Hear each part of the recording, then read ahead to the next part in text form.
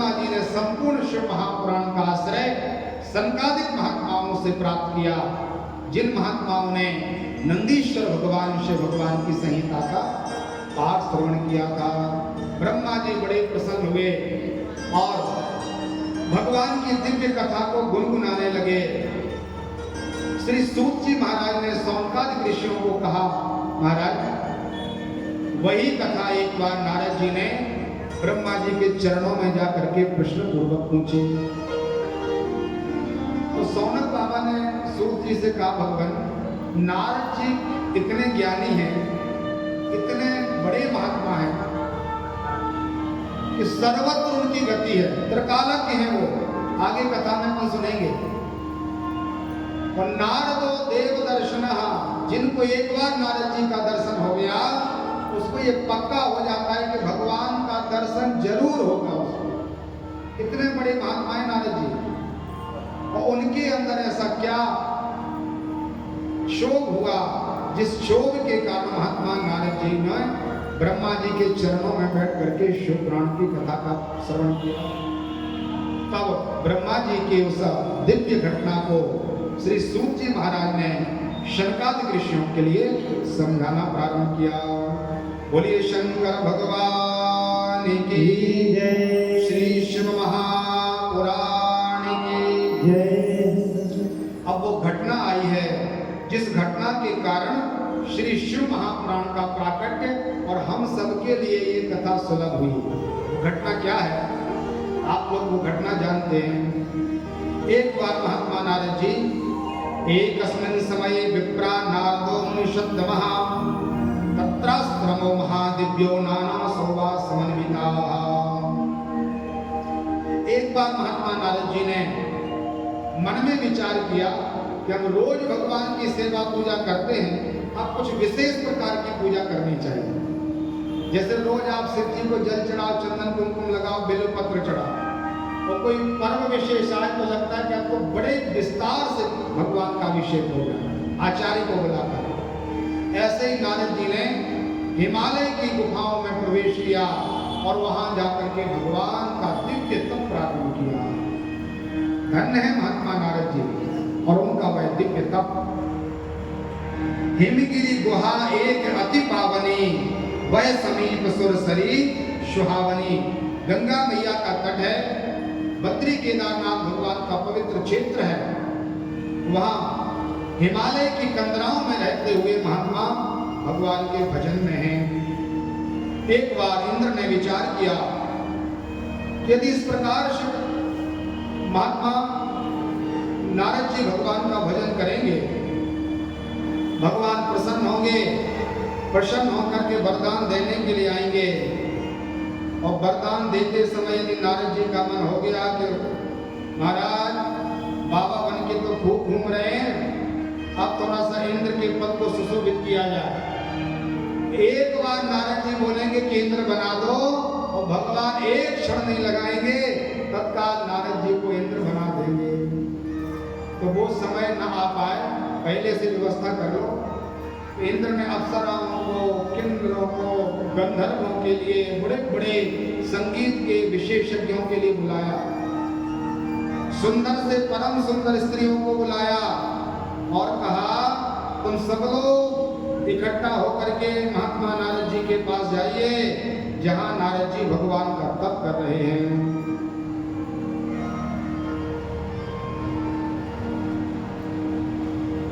संगीत का स्वर छिड़ गया, गंधर्व गाने लगे और तिलोत्तमा और बड़ी बड़ी अप्सराएं आकर के वहां पर नृत्य करने लगी। सर्वत्र काम का वहां पर प्रभाव हो गया। कामदेव ने रति के साथ आकर के वहां पर अपनी लीला को प्रसारित कर दिया। लिखा है दुनिया में वहां पर जो अचेतन वस्तु थी, पत्थर आदि डले थे, उनको भी काम व्याप्त हो गया, लेकिन महात्मा नारद जी का मन क्षुभित नहीं हुआ। नारद जी के ऊपर कोई प्रभाव कामदेव का नहीं होता है। और दूसरी बड़ी बात क्या हुई, नारद जी ने कामदेव को तो जीता ही है, इन्होंने अपनी इंद्रियों पर भी विजय प्राप्त करके क्रोध रूपी शत्रु को भी जीत लिया। मन में नारद जी कितना दुष्ट है इंद्र, मेरी तपस्या को नष्ट करने के लिए कामदेव को भेज दिया। इतना भी क्रोध मन में भी नहीं, मानसिक व्यभिचार, मानसिक भी महात्मा नारद जी का मन क्षुब्ध नहीं हुआ। तो कामदेव ने आकर के नारद जी के चरणों में प्रणाम किया।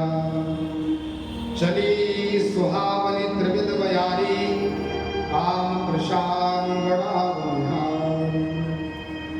सहित सहाय सभी तयति, मानिहारि मन भय, कहस जाय मुनि चरण तब, कह सुठी आरती वे।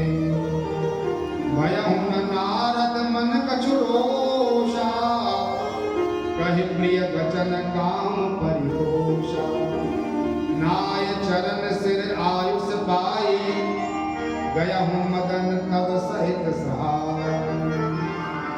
कामदेव ने नारद जी की जय हो, नारद जी की जय हो, नारद जी को साधुवाद, महात्मा को खूब खूब धन्यवाद, ऐसी जय जयकार करते हुए कामदेव जी प्रणाम पूर्वक वहां से चले गए। इंद्र को बताया, महाराज आप व्यर्थ में वो उपक्रम न कराइए, आपका किया गया उपक्रम व्यर्थ चला गया।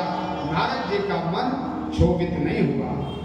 इंद्र ने भी आकर के नारद जी को प्रणाम किया और कहा, महाराज हमें क्षमा करना, नियम तो ये है कि भगवान का कोई भजन करे तो हमें सहयोग करना चाहिए। कोई भगवान की भक्ति के लिए बढ़ रहा है तो हमारा जो सामर्थ्य है, हमें सामर्थ्य अनुसार उसकी सहायता करनी चाहिए, ये कायदा है। लेकिन हमने आपके लिए कोई व्यवस्थाएं तो की नहीं, और लौट के आपको परेशान करने के लिए आंधी चलाई, तूफान चलाया, बारिश की, और जैसे संगीत, कामुक संगीत नहीं सुनाना चाहिए वे सुनाए, जैसी स्त्रियां अप्सराएं तपस्या के समय में नहीं होनी चाहिए वे मैंने भेजी, आप मुझे क्षमा करिए। नारद जी ने कहा, बेटा कोई चिंता मत करो तुम, हमारे ऊपर भगवान रघुनाथ जी की ऐसी कृपा है कि जहां राम तहां काम नहीं, जहां काम नहीं राम। बहुत बड़ा सिद्धांत है ये। आप चाहें कि दुनिया के सुखों का सुखोपभोग करते रहें, खूब भोग विलास का आश्रय लें और भगवान को भी प्रसन्न कर लें, तो ये सर्वथा असंभव है। जैसे आकाश के तारागणों को गिनना कठिन है, पृथ्वी के रजकणों को गिनना कठिन है, बारिश की बूंदों को गिनना असंभव है, वैसे ही काम के साथ राम जी को हृदय में बसाना सर्वथा असंभव है। मलुक पीठ वाले सदगुरुदेव भगवान बार बार अपनी कथा में कहते हैं कि जितने प्रतिशत आप अपने भोग विलास को बढ़ाओगे, उतने प्रतिशत आप भगवान से दूर होते जाओगे। संसार को जितना आप भजोगे, भगवान उतने दूर होंगे, और जितने प्रतिशत आप भगवान को भजोगे, ठीक उतने ही प्रतिशत आप संसार से दूर होते चले जाओगे। ये पक्का सिद्धांत है। भगवान को पीठ करोगे और फिर आप विचार करो कि भगवान प्रसन्न हो जाए, संभव है? कदापि नहीं। जहां राम तहां काम नहीं। नारद जी के हृदय में भगवान राम जी का वास था, नारायण का वास था, इसलिए कामदेव का कोई कौतुक नहीं चल पाया। तो हम लोग के अंदर कामदेव पहले से विराजे हैं। काम को अपन केवल संक्षिप्त एक ही जगह मान लेते हैं, कामुकता को। काम मतलब है संसार, शरीर। भगवान के अतिरिक्त जो भी कार्य हम करते हैं ये काम है, जितनी भी इच्छाएं ये काम है। तो काम को पहले हमने अपने घर में डेरा जमाया है, और फिर भगवान की स्तुति पूजा सेवा करें तो भगवान आएंगे क्या? महात्मा नारद जी ने कहा, भगवान के रहते हुए काम का प्रभाव नहीं हो सकता, आप चले जाओ। तो कामदेव भी प्रणाम करके चले गए, और इंद्र भी भगवान नारद जी को प्रणाम करके नारद जी की स्तुति गाते हुए अपने स्थान को पधारे। नारद जी ने जब काम को, क्रोध को जीत लिया, तब किसके पास आए? सबसे पहले वैष्णवाचार्य, नारायण के सबसे भक्त भगवान शिव के पाद पद्मों में नारद जी ने प्रणाम किया। तब नारद गवने शिव पाही, जिता काम अहिमित मन मान। जीव कितना भगवान के आश्रय को ग्रहण करके भजन पूजन करके कब भगवान से विमुख हो जाए कोई गारंटी नहीं है इसकी। कितना कठिन काम है। नारद जी ने जब शिव जी को दर्शन किया तो नारद जी ने विचार किया कि शिव जी ने कामदेव को तो जीत लिया, मतलब कामदेव को मार डाला, लेकिन क्रोध पर विजय महात्मा शिव ने नहीं की। इसलिए शिव जी से लगता है कि हम कुछ बड़े से लग रहे हैं। विचार देखो, अभिमान कैसा हमारे जीवन में आ जाता है और मन में अंकुरण जम गया अहंकार का। संसार की कोई वस्तु भगवान ग्रहण करें या न करें, लेकिन हमारे जीवन में यदि कोई अहंकार रूपी अंकुरण जमता है तो भगवान सबसे पहले उस गर्व को समाप्त कर देते हैं। अहंकार को पाते हैं भगवान। रूप का अहंकार हो, स्त्री का अहंकार हो, धन का अहंकार हो, विद्या का अहंकार हो, जीवन में कोई भी अहंकार हो, ये अहंकार हमारे साधक मार्ग का सबसे बड़ा शत्रु है। इससे बड़ा शत्रु दूसरा कोई नहीं। शिव जी ने नारद जी से कहा, भक्त नारद आइए, आपका कैलाश पर्वत पर सुंदर स्वागत है। तब नारद जी को पता चला कि जब शिव जी हमारा स्वागत कर रहे तो ऐसा लग रहा है कि भोले बाबा को पता चल गया कि नारद जी ने काम और क्रोध को जीत लिया, इसलिए तो स्वागत करना मेरा। और अभिमान आ गया महात्मा को थोड़ा। बहुत सावधानी से कथा सुनना, ये नारद जी की कथा नहीं है, हम और आपकी कथा है। हमारा जीवन कब कैसे अहंकार में चला जाए कोई भरोसा नहीं है। भोले बाबा ने नारद जी को इस प्रकार से स्वागत किया, तुम्हार चरित शंकर ही सुनाए। अभी नारद जी आए तो इन्होंने क्या सुनाया कि हमने तपस्या की, तपस्या करके कामदेव को जीत लिया, क्रोध का मैंने निग्रह किया है। इसके पहले जब जब नारद जी का आगमन होता था तो निरंतर रामचरित गाई जाती थी, और जब अभिमान आया तो रामचरित छूट गया और कुमार चरित्र प्रारंभ हो गया। राम जी का चरित्र न गा करके काम का चरित्र उन्होंने गाना प्रारंभ किया। भगवान ने विचार किया कि नारद जी थोड़े बीमार से लग रहे हैं, बीमार हो रहे हैं नारद जी। वो बीमार हो तो वैद्य का धर्म है कि रोग ज्यादा न बढ़ पाए, उस रोग को जल्दी से समाप्त कर देना चाहिए, रोगी रोग से मुक्त हो जाए। तो शिव जी के समान कौन डॉक्टर होगा?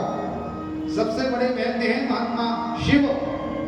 भवाटवी रूपी रोग को दूर करने के लिए भगवान शिव परम समर्थवान है। तो भोले बाबा ने अति प्रिय जान महेश सिखाए। भोले बाबा समझ गए कि नारद जी का थोड़ा सा चरित्र यहाँ पर डगमगा रहा है, मन में अहंकार आ गया, इन्होंने अपने आप को आगे कर दिया और भगवान को पीछे कर दिया। जिस क्षण जिस पल ये जीव अपने आप को कर्ता मान लेता है और कर्म करने में अपने आप को योग्य मान करके विचार करता कि मैंने कर्म किया, उसी क्षण ये जीव कर्म बंधन में फंस जाता है। अभी तक नारद जी ने खूब अच्छे बुरे भी काम किए, लेकिन नारद जी के ऊपर बुरे कर्मों का कोई प्रभाव नहीं पड़ा। क्यों?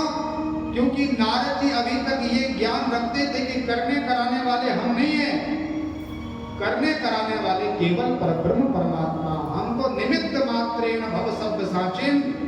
गीता में भगवान अर्जुन से कहते, अर्जुन तुम ये मत समझो कि हमने द्रोणाचार्य को, हमने कृपाचार्य आदि को, बड़े बड़े तीर्थी वीरों को पूरा किया। अरे तुम निमित्त हो, मारने वाला मैं हूं।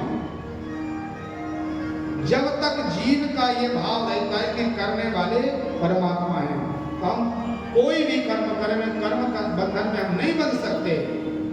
लेकिन जब ये जीव मान लेता है कि मैंने पढ़ाई की, मैंने नौकरी की, मैं ये करता हूँ, मैंने घर बनवाया, मैंने 12 ज्योतिर्लिंग भगवान के दर्शन किए, मैंने इतनी यात्राएं की, मैं इतनी कथा सुन चुका हूँ, मैंने इतना दान कर दिया, मैं शब्द आपके जीवन में आया तो परमात्मा आपसे दूर हो जाते हैं। नारद जी प्रमाण है। भोले बाबा को लगा नारद जी को समझाया जाए, प्रिय मान करके अपने इष्ट नारायण का भक्त मान करके नारद जी को समझाया। और भगवान शिव की दीनता देखो, बाबा को क्या जरूरत थी हाथ जोड़ने की। शंकर जगत ईश जगदीशा, सुर नर मुनि सब नावत सीसा। दुनिया के देवता भोले बाबा को हाथ जोड़ते हैं, क्योंकि सभी तो देव हैं और भोले बाबा महादेव हैं। लेकिन भगवान कितने उपकारी हैं, शिव जी ने दोनों हाथ जोड़ लिए। बार बार विनवहु मुनि तो ही, जिमी यह कथा सुनावहु। तिमि जन करहि सुनावहु कबहु, चलहु प्रसंग दुरावहु कबहु। हे नारद जी, मैं बार बार प्रार्थना करता हूं आपसे हाथ जोड़ करके, जो कामदेव का चरित्र आपने मुझे सुनाया है, वो चरित्र आप भगवान नारायण को बिल्कुल मत सुनाना। बार बार भगवान कहें कि नारद जी बताओ तुमने कामदेव को कैसे जीता, क्रोध को कैसे जीता। भगवान खोदेंगे, बार बार उकेरेंगे आपको, हजार बार भगवान पूछें, लेकिन आप हमारे ऊपर कृपा करके नारायण के लिए वह प्रसंग मत सुनाना। अब देखो अभिमान में क्या होता है। एक युक्ति है, विनाश काले, आप लोग जानते हो, जब छोटे से बेटा बेटी के लिए माता पिता समझते हैं कि इसके पैर जो है डगमगा रहे हैं, जैसे मार्ग का इसको आश्रय लेना चाहिए वैसा इसका चरित्र नहीं है, तो माता पिता उसके सगे सुहृदय हैं, उसकी अच्छाई ही समझते हैं, तो वो खूब उनको समझाते हैं। लेकिन काल की गति के कारण उस बेटा को या बेटी के लिए सबसे बड़े शत्रु उसके माता पिता हो जाते हैं। और कई बार तो संतान कहने लगती है, पिताजी आप नहीं समझ सकते, ये इतना बड़ा विद्वान हो गया भाई, कहाँ से पढ़ा लिखा होगा, ये अवस्था छोटी है, पढ़ाई लिखाई कम है। वो अपने माता पिता से कहता है, पिताजी तुम नहीं समझते, भैया तुम नहीं जानती, हम जानते। और लौट के माता पिता को समझाने लगता है, और हित की बात निश्चित रूप से उसको कड़वी लगती है, खराब लगती है। कोई भी हो, सास ससुर अपनी बहू को समझाए, पति अपनी पत्नी को समझाए, बेटा अपनी पत्नी को समझाए, पिताजी अपने बेटे को समझाए, गुरुजी अपने शिष्य को समझाए, मित्र अपने मित्र को समझाए। कोई भी उदाहरण ले लो, अच्छी बात उस समय अच्छी नहीं लगती, क्योंकि आपकी बुद्धि उस समय भ्रमित हो गई, कोई ना कोई पाप में प्रवेश किया। नारद जी को हाथ जोड़ करके भगवान शिव समझा रहे हैं। भोले बाबा का एक दक्षिणामूर्ति स्तोत्र है, क्या नाम है? दक्षिणामूर्ति स्तोत्र। भगवान शिव गुरु के रूप में है और कैलाश पर्वत में उन्मुनी अवस्था में बैठे हैं। एक फोटो देखी होगी शिव जी की आप लोगों ने, जो बाबा के नेत्र नीचे झुकी हैं और थोड़ी सी खुली हैं, हल्की सी खुली हैं, और दोनों हाथ भगवान के ऐसे हैं और परमात्मा पद्मासन लगा के ऐसे बैठे हैं। वो चित्र आप लोगों ने देखा होगा। दक्षिणामूर्ति स्तोत्र में उसका वर्णन है कि जितने भी महात्मा हैं, अमलात्मा हैं, योगींद्र हैं, ब्रह्मर्षि हैं, सुखदेव स्वामी, ब्रह्मर्षि भगवान वशिष्ठ जी, विश्वामित्र, अत्रि, व्यास जी महाराज, नारद जी, संतादिक ऋषि, बड़े बड़े महात्मा अपने संदेह का निवारण कराने के लिए भोले बाबा के पास जाते हैं। और बाबा से पूछना नहीं पड़ता। आपके अंदर जैसे कोई संदेह आया, वो संदेश केवल मन में उच्चारण आपने किया और भोले बाबा ने समझ लिया। ना तो कहने वाले ने कुछ कहा, ना पूछने वाले ने कुछ पूछा, और सुनने वाले ने सुना भी नहीं, दूसरों ने, और संदेह का निवारण हो गया। ऐसे गुरु भगवान शिव हैं। मन की गति को जानने वाले हैं और सबके संदेहों का निवारण करते बोले बाबा। नारद जी 1000 बार कैलाश पर्वत पर आए हैं, आज पहली बार थोड़ी आए, लेकिन आज कामदेव के साथ आए, हाथ जोड़ करके भोले बाबा ने प्रार्थना की, लेकिन कामदेव ने तो कुछ उल्टा ही समझ लिया महात्मा नारद जी को। कामदेव ने कहा ठीक है नारद जी, बहुत अभिमान में थे, हमने उस समय तो आपको जीता नहीं, लेकिन अहंकार रूपी जो अंकुरण आपके अंदर प्रवेश किया है, इससे अब हमें प्रवेश करने का मौका मिल गया। सदगुरुदेव भगवान कहते हैं कमी रूपी एक छिद्र भी आपके जीवन में नहीं होना चाहिए। आप थोड़े से अपने व्यवहार में ढील दोगे, कमी करोगे और पाप को प्रवेश करोगे, तो जिस छिद्र से सुई ने प्रवेश किया है, एक समय ऐसा आएगा उसी छिद्र से बड़े बड़े हाथी प्रवेश कर लेंगे। ढील ऐसी होती है, कमी ऐसी होती है। नारद जी के मन में कामदेव ने अपना डेरा जमाया। मन इनका ऐसा हो गया नारद जी का कि भगवान शिव हमारे ऊपर ईर्षा कर रहे हैं। शिव जी तो समझा रहे थे, लेकिन नारद जी ने विचार किया कि भोले बाबा विचार कर रहे होंगे कि आज नारद जी तो शिव जी से ऊपर निकल गए। क्यों? शिव जी ने कामदेव को जीता, क्रोध को नहीं जीता, और नारद जी ने काम को भी जीत लिया और क्रोध पर भी विजय प्राप्त कर ली। तो भगवान शिव हमसे जल रहे हैं, इसलिए शिव जी हाथ जोड़ के बोल रहे नारद जी, ये कथा नारायण को मत सुनाना, नारायण को सुना दोगे तो पता चल जाएगा भगवान को कि शिव जी तो बहुत छोटे देवता हैं, सबसे बड़े देवता कौन है? नारद जी, जिन्होंने सबको जीत लिया। ऐसा उल्टा दिमाग चलता है कर अहंकार में, ज्ञान रूपी चक्षु अपने आप बंद हो जाते हैं। भगवान शिव ने विचार किया,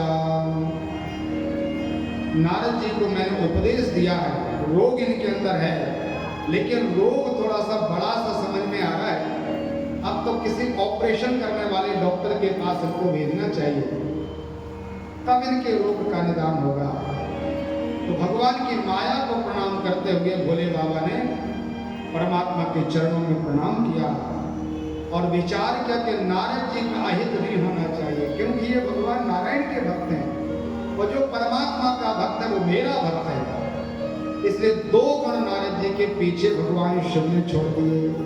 तो बाबा ने कहा अपने गणों को, इनके साथ चले जाओ, यदि नारद जी कहीं लड़खड़ा जाएं, गिरने लगे, खूब ऊंच नीच करें, तो मुझे बताना, मैं नारद जी को संभालने के लिए आ जाऊंगा।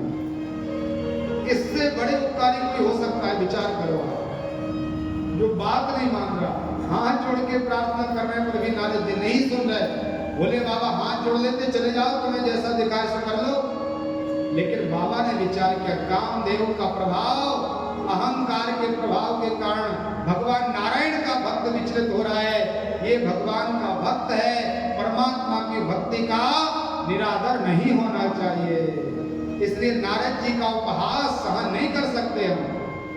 गणों को भगवान के नारद जी के साथ भेज दिया। शंभुदीन उपदेश हित नहीं नारद ही सुहान, भरद्वाज कौतुक सुनो हरि इच्छा बलवान। भगवान की माया को प्रणाम किया भगवान शिव ने। और नारद जी जा तो रहे थे कहीं अन्यत्र, लेकिन नारद जी को विचार आया तो सीधे बैकुंठ चलो गए। भगवान को भी तो पता चले कि परमात्मा का भक्त नारद जी आज कितना बड़ा हो गया, तो सीधे परमात्मा के पास पहुंचे। एक बार कर कलवर वीणा, गावत हरि गुण ज्ञान,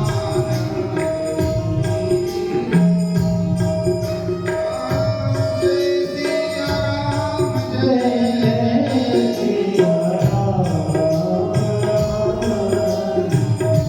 जय सिया राम जय सिया राम।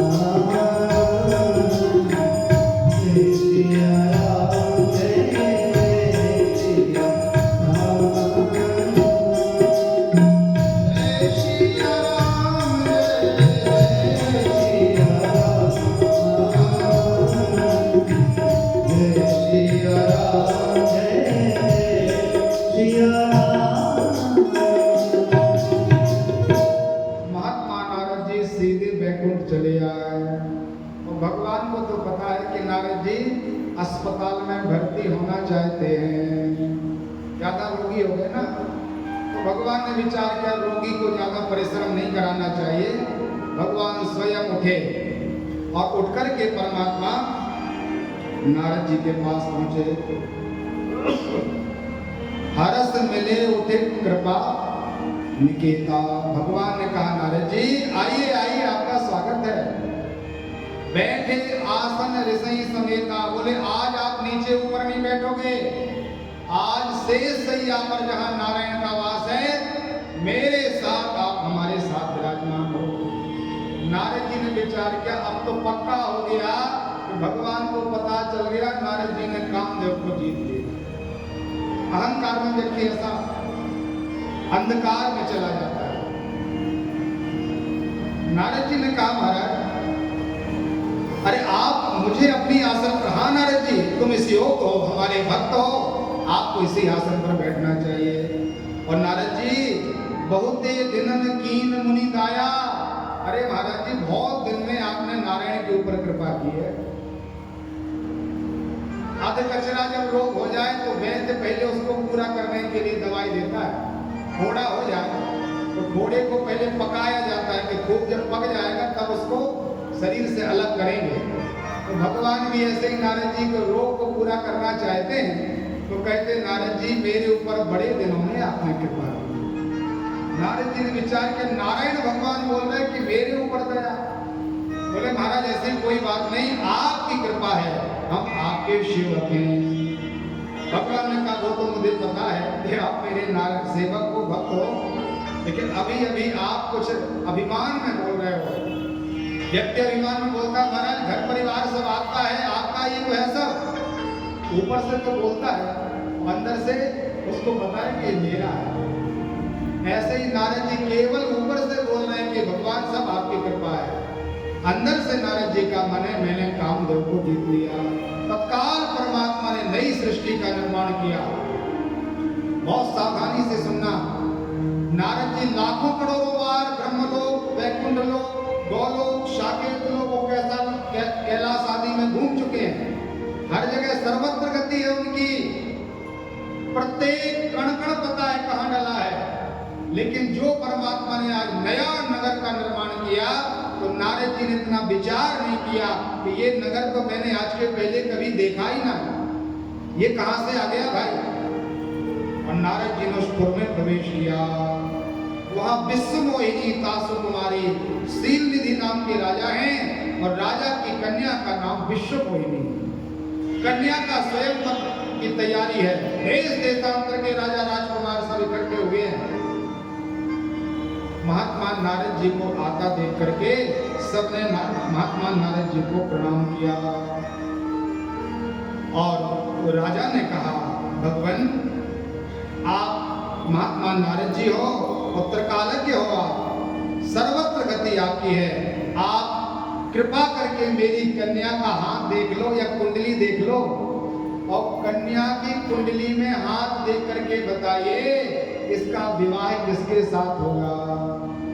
नारद जी ने 2 बार हाथ देखे, आगे चल करके एक बार पार्वती जी का हाथ देखेंगे तो वहां जो उनकी ज्योतिष बोल रही वही बताएंगे। लेकिन यहाँ नारद जी ने कुछ तो अपने मन में रख लिए और कुछ प्रकट करके बता दिए। लक्षण सब विचार उल राखे, कछुक बनाय भूप संघाते। नारद जी ने ज्योतिषियों को सिद्ध कर दिया, जैसे ज्योतिषी कुंडली आदि देख करके अनेक प्रकार के योग आदि बता देते हैं, ऐसे ही नारद जी ने जो बताना चाहिए वो तो छुपा लिए, और जो नहीं बताना चाहिए वो प्रकट करके राजा को निवेदन कर दिया। और नारद जी ने मन में विचार किया, जो यही बरय अमर सोई होई, समर भूमि ते जीत न कोई। जो एक बार इस कन्या से विवाह कर लेगा वो अजय हो जाएगा, उसको दुनिया में कोई जीत नहीं सकता। ऐसा तो केवल एक व्यक्ति है संसार में, कौन? परब्रह्म परमात्मा श्री नारायण। बोले लक्ष्मी नारायण भगवान की जय। नारद जी को तो ये निश्चित स्वभाव में मन में आ जाना था कि ये कन्या के पति साक्षात परमात्मा है, क्योंकि अजय भगवान है, परम स्वतंत्र न सिर पर कोई। लेकिन महात्मा के अंदर पहले अहंकार आया, अहंकार के कारण लोभ आया, और लोभ के कारण मन में विचार आया यदि ये कन्या मेरे साथ विवाह कर ले तो दुनिया में हम अजय हो जाएंगे। नारद जी की किसी से लड़ाई हुई क्या कि पिट करके नारद जी कहीं एक तरफ बैठे रहे हों और मन में विचार आया हो कि अरे बल होता तो आज हम इससे 4-4 हाथ कर लेते? कभी ऐसा नहीं हुआ। क्या जरूरत थी नारद जी को अजय होने की? लेकिन लोभ के कारण मन में विचार क्या विवाह हो जाए। लेकिन महात्मा नारद जी का एक बहुत अच्छा भाव ये रहा कि उन्होंने सीधे परमात्मा को प्रणाम किया। हमारे जीवन में कोई घटनाएं हों तो हम लोग मंत्री को, विधायक को, थानेदार को, ये इनको और उनको दुनिया भर को फोन लगाते हैं। लगाते कि नहीं लगाते? अपने ऊपर कोई कष्ट आए तो विचार करते हैं अमुक रिश्तेदार हमारे इतने बड़े आदमी, उनसे फोन करके बता देंगे ऐसा हो गया। नारद जी ने दुनिया में किसी देवता की चरण शरण ग्रहण नहीं की। ये भक्त का सिद्धांत है। चाहते तो इंद्र के पास चले जाते कि महाराज आप हमारे साथ चलो और युद्ध करके उस कन्या को जीत लाओ। तो देवता जब चढ़ाई करते तो शीलनिधि राजा हार जाते, कन्या नारद को मिल जाती। लेकिन महात्मा नारद भक्त का ये लक्षण है। नारद जी ने मन में विचार किया, मोरे हित हरि समन ही को, यही अवसर सहाय सोई हो। मेरे हित का करने वाला इस संसार में हरि के समान कोई नहीं है, और इस अवसर में भगवान ही हमारी रक्षा कृपा कर सकते हैं। तो सीधे महात्मा नारद जी कहाँ पहुंचे? पुनः वैकुंठवास हुआ महात्मा का। भगवान ने कहा आइए नारद जी, अभी अभी गए थे, इतने जल्दी कैसे लौट आए भगवान? नारद जी ने कहा महाराज एक बात है। क्या बात है? बोले आज हम आपसे कुछ मांगना चाहते हैं। भगवान ने कहा नारद जी 1000 लाख बार मैंने आपको कहा है कि कुछ मांगो मांगो मांगो, आप नहीं मांगते।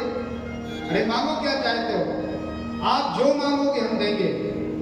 तो नारद जी ने कहा प्रभु आपन रूप देव प्रभु मोही, आन भात नहीं पाओ। हमें आप जैसी सुंदरता चाहिए, हरि का स्वरूप चाहिए महाराज। और मुझे पता है कि आपके अतिरिक्त ये कोई दे नहीं सकता, इसलिए भगवान आप अपना रूप हमें प्रदान कर दो। ये तो नारद जी ने मांगा, लेकिन मांगने के बाद नारद जी ने हाथ जोड़े और हाथ जोड़ के भगवान से कहा, जेहि विधिनाथ मोरा करहु सुबेगी दास में तो। हम लोगों को सीखना चाहिए इस कथा से। पहले अपनी वरदान की लिस्ट भगवान को सौंपें और सौंपने के बाद ये चौपाई जरूर गाएं। भगवान से कहें कि भगवान हम तो मांग रहे नौकरी, घर, परिवार, दुकान, बेटा, बेटी सब मांग रहे, लेकिन इसके मांगने के बाद हमें नहीं पता कि उसमें हमारा कल्याण है कि नहीं। इसलिए जही विधि हो ये नाथ हित मोरा, भगवान जिस प्रकार से हमारा हित हो ऐसा आप काम करना। तो भगवान ने मन में विचार किया, नारद जी मुझे पता है कि आपका हित कैसे बनने वाला है, इसलिए हम वही काम करेंगे जिससे आपका हित नहीं परम हित होगा। और भगवान नारायण ने अपना हाथ उठा लिया और प्रतिज्ञा पूर्वक भगवान ने नारद जी से कहा, नारद जी जही विधि हो हई परम हित, नारद सुनहु तुम्हार, सोई हम करऊ न आन कछु, वचन न वर्षा। मैं झूठ नहीं बोलता कभी, पुराणों में लिखा है रामम नाद्रि भासते, भगवान दोबारा नहीं बोलते, एक बार जो बोल दिया सो बोल दिया, मैं असत्य नहीं बोलता। इसलिए नारद जी जिसमें तुम्हारा परम कल्याण होगा मैं आपका वही उपाय करूंगा। नारद जी को तो भरोसा हो गया कि अब तो हमें वह स्वरूप मिल ही जाएगा। और हरि सन मांगहु सुंदरताई, हरि की सुंदरता चाहिए मांगी थी, भगवान ने विचार किया कि आपका वचन भी पूरा करेंगे। हरि जो शब्द है इसकी आप पर्यायवाची देख लो, हरि शब्द के समानार्थी जो शब्द है इनका अर्थ हरि भगवान नारायण भी हैं, हरि भगवान शिव भी हैं, हरि राम जी भी हैं और हरि भगवान कृष्ण भी हैं। हरि बंदर को भी कहा जाता है, हरि मेंढक का भी नाम है, कुआ का नाम भी हरि है। तो भगवान ने विचार किया इतने हरि जब हैं तो क्यों ना एक हरि उठा करके नारद जी को दे दें। तो बंदर रूपी हरि महात्मा नारद जी को प्रदान कर दिया।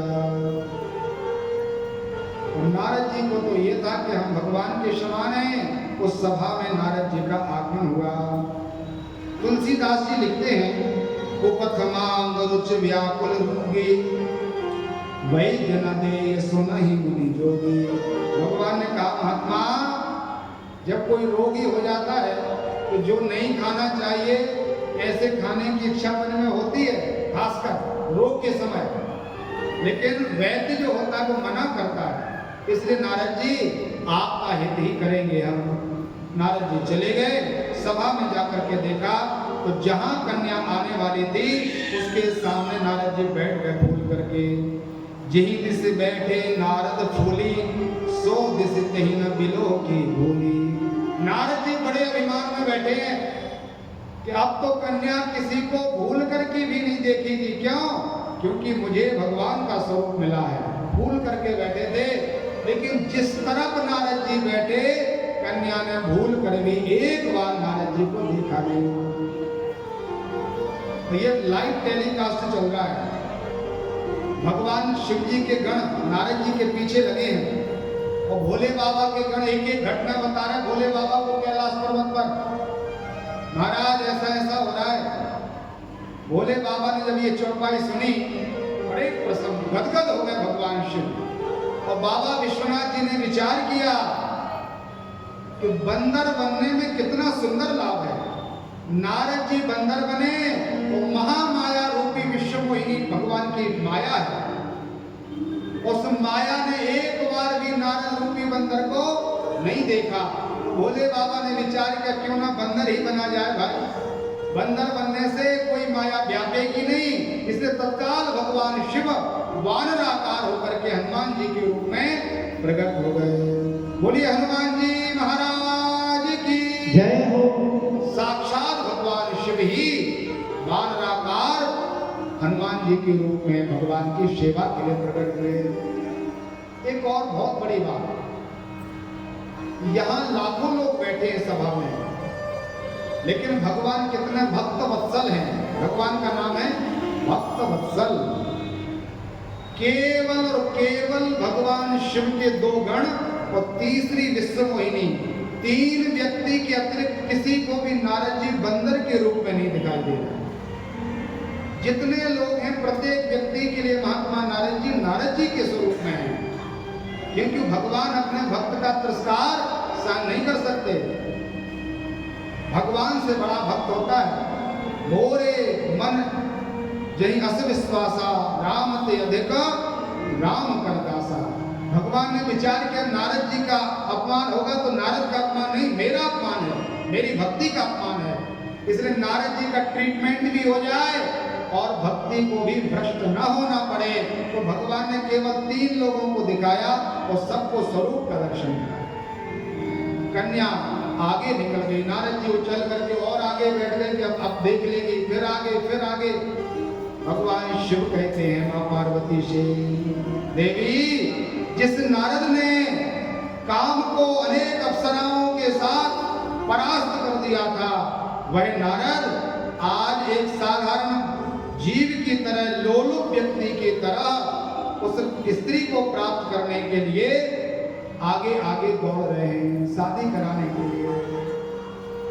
भगवान शिव कहते हैं देवी ये संसार ऐसा ही है, व्यक्ति अपने आप को ज्ञानी न समझे, अपने आप को धनवान न समझे, अपने आप को रूपवान न समझे, अपने आप को दानी धार्मिक न समझे। क्यों? भगवान शिव कहते हैं बोले बिहसिस महेश तब ज्ञानी मूढ़ न कोय, जिहि जस रघुपति करहि जब, सो तस तेहि छन हो। न तो कोई पढ़ा लिखा है, न कोई मूर्ख है, राम जी सरकार की माया जिसको जैसा जब बना दे व्यक्ति वैसे ही नचहि नार मरकट की नाई, भगवान जैसा उसको नचा।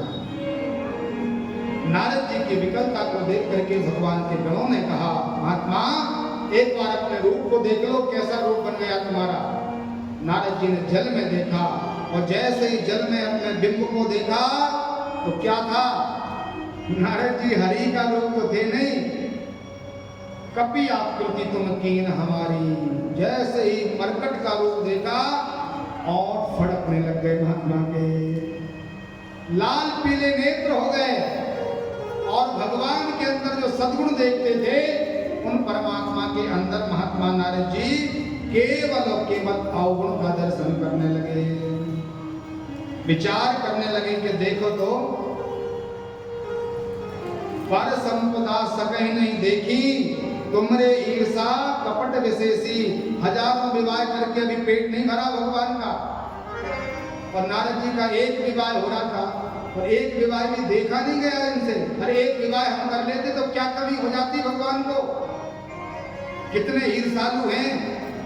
मथत सिंधु रुद्र ही और आए, समुद्र मंथन कराया और जब कालकूट नाम का विष निकला तो भोले बाबा को पिला दिया, और लक्ष्मी जी आई तो सबको उपहासन करके स्वयं माला डाल दी।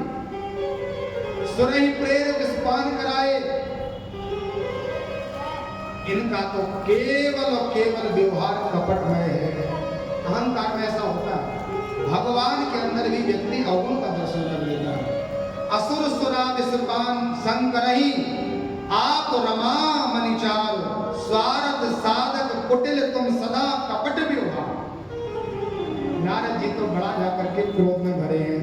अब चले जा रहे कि आपको भेंट होगी नारायण से तो बता देंगे कि आज तुम्हारा सामना नारद से हुआ। भगवान ने विचार किया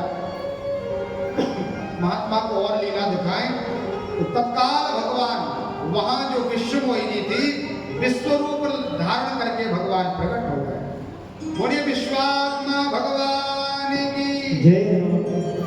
कन्या ने भगवान को देखा तो तत्काल भगवान का कन्या ने वर्ण किया। जैसे लोभी व्यक्ति का जीवन भर का संचित किया गया धन क्षण में कोई चुरा करके ले जाए तो उस लोभी की क्या गति होती है, वैसे ही मानव नारद जी का सार सर्वस्व चला गया। कन्या से विवाह नहीं हो पाया, अब क्या करें।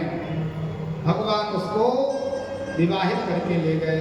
नारद जी भगवान को अपमानित करने के लिए आ रहे हैं तो वहां पर एक और बड़ी घटना देखी। क्या? वहां पर वो कन्या भी है, वो नारायण भगवान है और साथ में लक्ष्मी जी। अभी नारद जी को ये नहीं पता था कि भगवान ने विवाह किया इस कन्या से, लेकिन जब देखा कि ये तो भगवान के साथ खड़ी है, अब तो और क्रोध बढ़ गया और भगवान नारद जी के नारायण भगवान की तरफ कहने लगे, परम स्वतंत्र न सिर पर कोई, भावों मने करो तुम सोई। अरे तुम्हारे ऊपर किसी की मर्यादा नहीं है, तो तुम जैसा चाहो वैसा करते रहोगे क्या? आज नारद जी से भेंट, भले भवन अब वायन दीना। आज तुमने लड़ाई अच्छी जगह की है, आज तुम्हें अपनी लड़ाई का पूरा फल प्राप्त होगा। भगवान बिल्कुल शांत खड़े हैं और नारद जी ने श्राप देना प्रारंभ किया। वंचम मोय जबन धरि देहा, सुई तनु धर्म श्राप महेहा। कपिया प्रति तुम कीन हमारी, करहि कीस सहाय तुम्हारी। मम उपकार कीन तुम भारी, नारी विरह तुम हो मुखारी। जैसे मुझे स्त्री का वियोग हुआ, विवाह नहीं हो पाया, और कपि की आकृति आपने हमारी कर दी, तुम भी मनुष्य बनोगे, विवाह तुम्हारा हो जाएगा, लेकिन उसका वियोग तुम्हें सहन करना पड़ेगा। तुम्हारी स्त्री का हरण हो जाएगा, कोई सहायता करने वाला नहीं होगा। हमें तुमने कपि बनाया, तो हम जैसे बानर ही आपकी रक्षा करेंगे। भगवान शांत खड़े हैं। श्राप शीस धर हर सिय, प्रभु बहुत बहु विनती कीन। निज माया की प्रबलता, हरस कृपा निधि। भगवान ने अपनी माया को साधुवाद किया और विचार किया कि धन्य है मेरी माया। नारद जैसे परम वीतराग संत,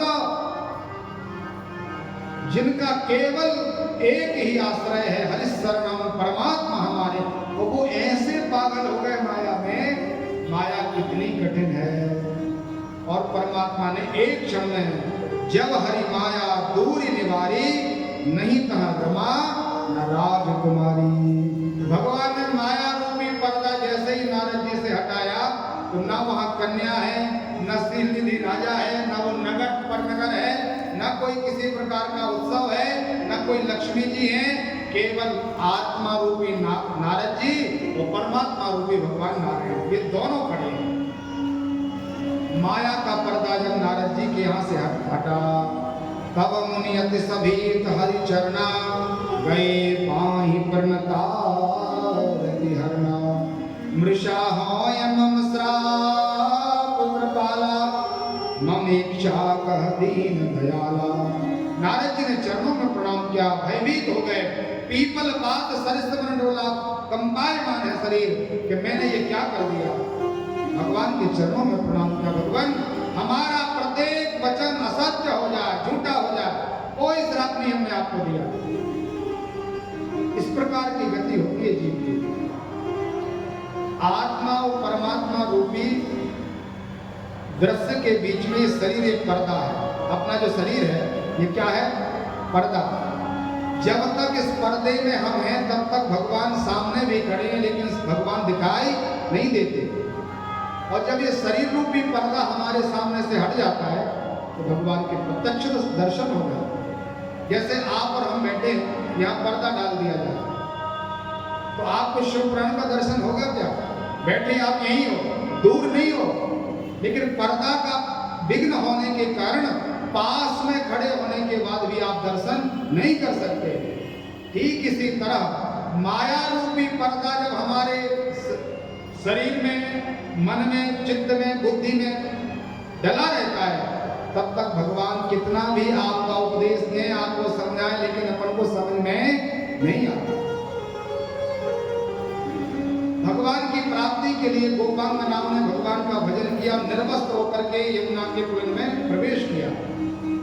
भगवान ने वस्त्रों को चुरा लिया, चुरा करके भगवान कदम के वृक्ष पर चढ़ गए, छुप गए।